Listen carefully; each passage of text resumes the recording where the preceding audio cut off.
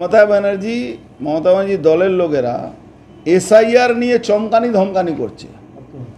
পার্থ ভৌমিক ছাড়ুন, পার্থ ভৌমিকের তো চুনোপুটি মাল আছে, এর কথা ছাড়ুন। Mamata Banerjee chief secretary, home সেক্রেটারিকে বসিয়ে ইলেকশন কমিশনকে চমকাচ্ছে। তারপরেও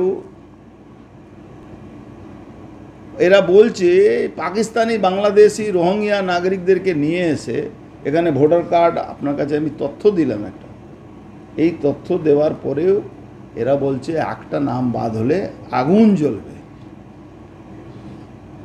বাংলার মানুষ ওই জলের ওই ফায়ার ব্রিগেড নিয়ে বসে আছে, আপনি আগুন জ্বালাবেন, আমরা আগুন নিভিয়ে দেব।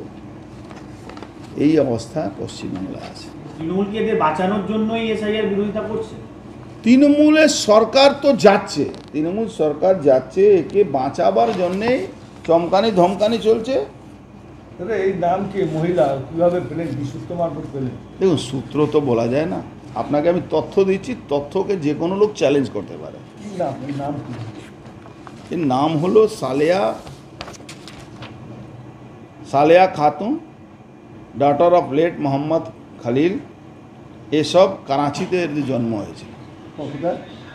করাচি, পাকিস্তান।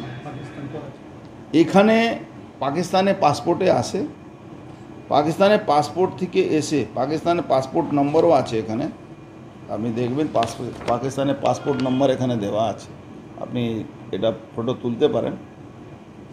পাকিস্তানি পাসপোর্ট দিয়ে এরা আসে, ওর মেয়েরও পাকিস্তানি পাসপোর্টের নম্বর আছে, সবারই পাসপোর্ট নম্বর। এখানে এসে ওরা ইন্ডিয়ান হয়ে গেল। পাকিস্তানে পাসপোর্ট এসে পাকিস্তানের পাসপোর্ট হয়তো ছিঁড়ে ফেলে দিয়েছে বা লুকিয়ে রেখে দিয়েছে, ইন্ডিয়ান নাগরিক হয়ে গেল, ইন্ডিয়ান ভোটার লিস্ট হয়ে গেলো, আধার কার্ড হয়ে গেলো, রেশন কার্ড হয়ে গেল, ভোটার লিস্টে নাম উঠে গেল। কোথায় থাকে? নৈহাটি। এরা থাকে গৌরীপুর, নৈহাটি, এটি ঘোষ রোড, 23 নম্বর A T Ghosh road, ward number 8, Naihati municipality, Gouripur, PS Naihati. ভুয়ো ভোটার কার্ড কিনা সেটা অর্জুন সিং এর বলুন, ওটাকে যাচাই করতে। তার কারণ ভোটার কার্ড দেয় নির্বাচন কমিশনার অর্জুন সিংদের আন্ডারে। কারণ এখন তো সব ওদের দলীয় নির্দেশেই সব চলে, নির্বাচন কমিশনার থেকে শুরু করে সব। এটা সত্যি। ভদ্রমহিলার নাম হচ্ছে সালেহা ইমরান। ইনি পাকিস্তানের বাসিন্দা।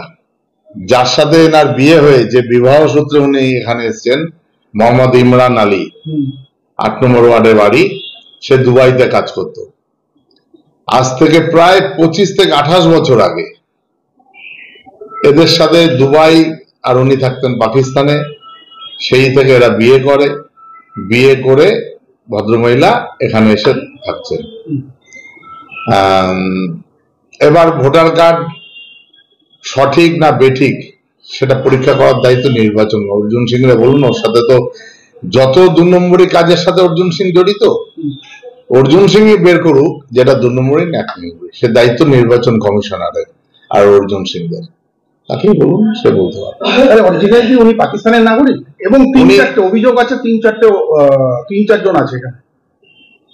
একটা 28 বছর আগে একজনের বিয়ে হয়েছে, সে এখন 28 বছর বাদে অর্জুন সিং এর মাথায় ঢুকলো যে পাকিস্তানি। তা অর্জুন সিং 28 বছর আগেও তৃণমূল করতো, তখন ওর মাথায় ঢোকেনি নাকি ওর মাথায় এখন এই সমস্ত ঢুকে বেড়াচ্ছে? ওর মাথাটা গেছে। মানে এই ভদ্রমহিলা কি পাকিস্তানেরই নাগরিক? উনি পাকিস্তানের নাগরিক ছিলেন 28 বছর আগে। আজকে এখানে আছে, এখানে তার ভোটার কার্ড, আধার কার্ড আছে, এটুকুনি আমার জানা। 28 বছর, আবারও বলছি, 28 বছর আগে উনি পাকিস্তানে ছিল, 28 বছর আগে উনি বিবাহ সূত্রে এখানে এসেছে। এখন এখানেই আছে, 28 বছর ধরে এখানেই আছে। এখন কোথায় আছে? এই নয়াদি 8 নম্বর ওয়ার্ড। ওনার ঠিকানাটা হচ্ছে 8 নম্বর ওয়ার্ডে এটি ঘোষ রোডে ওনার বাড়ি। এরকম 3-4 জন আছে, আমি জানি না। কালকে অর্জুন সিং এর অভিযোগটা, কারণ ওর তো অর্জুন সিং এর জন্ম হচ্ছে অভিযোগ রাশিতে, আমাদেরও তো সকলের একটা রাশি থাকে, ওর জন্ম হচ্ছে অভিযোগ রাশিতে। এই অভিযোগ রাশির থেকে ও পেয়েছে, ওর অভিযোগ পেয়ে আমি খোঁজ খবর নিয়ে জানলাম যে 28 বছর আগে বিবাহ সূত্রে উনি নৈহাটিতে এসেছেন এবং তার সন্তান আছে, যার বয়স প্রায় 20-22 বছর বয়স। তার সন্তান আছে, তার জন্ম এখানে। 28 বছর আগে পাকিস্তানি থাকতেন, এখন ভারতীয় নাগরিক। এখন ভারতীয় নাগরিকত্ব, 28 বছর আগে সে ভারতে এসছে, নাগরিকত্ব পেয়েছে কিনা সেটা অর্জুন সিং বলতে পারে, কারণ অর্জুন সিং তখন অর্জুন, বললাম যে আমি তো অভিযোগ করিনি, অভিযোগ রাশিতে জন্ম অর্জুন সিং এর, তো অর্জুন সিং বলতে পারবে। নির্বাচন কমিশনার তো ওদের আন্ডারে, ওরাই বলতে পারবে।